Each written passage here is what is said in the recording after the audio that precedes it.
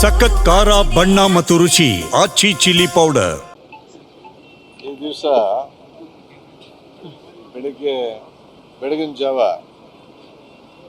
ಸುಮಾರು 2 ಗಂಟೆಯ ವೇಳೆಗೆ ಬೆಂಗಳೂರಿನಿಂದ ಗೋಕರ್ಣಕ್ಕೆ ಹೋಗ್ತಾ ಇದ್ದಂತಹ ಸೀಬರ್ಡ್ ಬಸ್ಗೆ ಜವಗೊಂಡನಹಳ್ಳಿ ಬಳಿ ಎದುರುಗಡೆಯಿಂದ ಬರ್ತಾ ಇದ್ದಂಥ ಒಂದು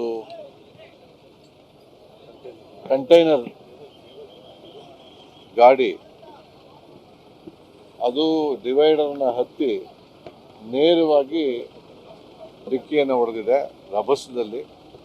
ಬಹುಶಃ ನಮ್ಮ ಇದುವರೆಗಿನ ತನಿಖೆ ಏನು ಹೇಳ್ತಾ ಇದೆ ಅಂತ ಹೇಳಿದ್ರೆ ಅದು ನೇರವಾಗಿ ಡೀಸೆಲ್ ಟ್ಯಾಂಕ್ಗೆ ಹೊಡೆದಿರ್ಬೋದು.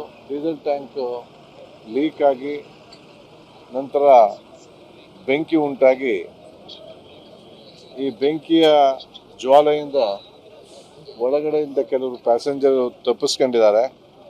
ಆದರೆ ಗಾರ್ಡನ್ ನಿದ್ದೆಯಲ್ಲಿದ್ದವರು ಈಗಿನ ಪ್ರಕಾರ ಸುಮಾರು 8 ಜನ ಒಳಗಡೆ ಸಿಕ್ಕಿ ಹಾಕಿಕೊಂಡು ದುರಾದೃಷ್ಟವಶಾತ್ ತೀರು ಹೋಗಿದ್ದಾರೆ. ಅದರ ಜೊತೆಗೆ ಕಂಟೈನರಲ್ಲಿ ಇದ್ದಂತಹ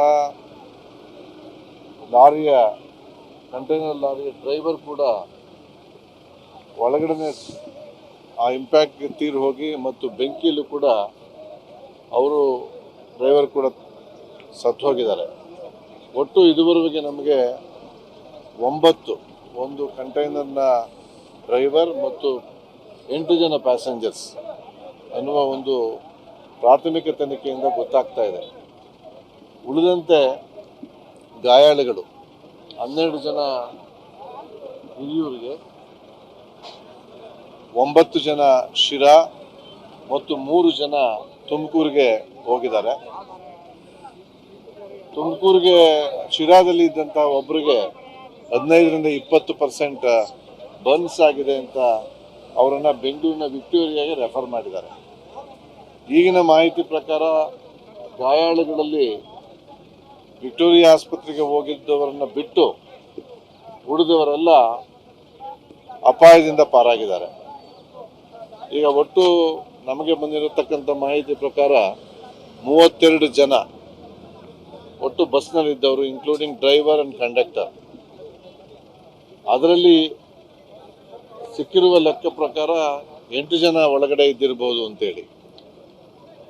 ಒಂದು ಮಗುವನ್ನು ಹೋಲ್ತಕ್ಕಂಥ ಶವ ಇದೆ ಅಂತ ಹೇಳ್ತಾ ಇದ್ದಾರೆ, ಸುಟ್ಟೋದಂತಹ ಶವ. ಅದು ನಮಗೆ ಅದರ ಡೀಟೇಲ್ಸ್ ಗೊತ್ತಾಗಬೇಕಾಗಿದೆ.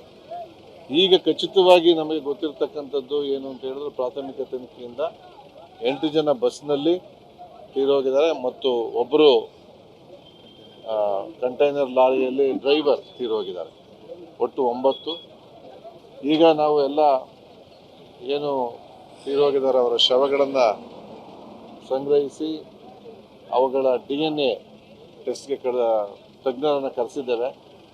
ಬೆಂಗಳೂರಿನಿಂದಲೂ ಬಂದಿದ್ದಾರೆ ಮತ್ತು ಸ್ಥಳೀಯವಾಗಿ ನಮ್ಮ ಸೋಕೋ ಆಫೀಸರ್ಸ್ ಇದ್ದಾರೆ. ಆದಷ್ಟು ಬೇಗ ಮರಣೋತ್ತರ ಪರೀಕ್ಷೆಯನ್ನು ಮಾಡಿ ನಮಗೆ DNAಗೆ ಏನು ಬೇಕೋ ಎಷ್ಟು ಮಾಹಿತಿಯನ್ನು ಸಾಕ್ಷ್ಯಗಳನ್ನು ಸಂಗ್ರಹಿಸಿ ಮುಂದಿನ ಏನು ತನಿಖೆಯನ್ನು ಮುಂದುವರಿಸ್ತೇವೆ. ಸಂಬಂಧಪಟ್ಟವರಿಗೆ ಗುರುತಿಸಿ ಆದಷ್ಟು ಬೇಗ ಶವಗಳನ್ನು ಕೊಡ್ತಕ್ಕಂತಹ ಪಾರ್ಥಿವ ಶರೀರಗಳನ್ನು ಕೊಡ್ತಕ್ಕಂತಹ ಕೆಲಸವನ್ನು ಮಾಡ್ತೇವೆ.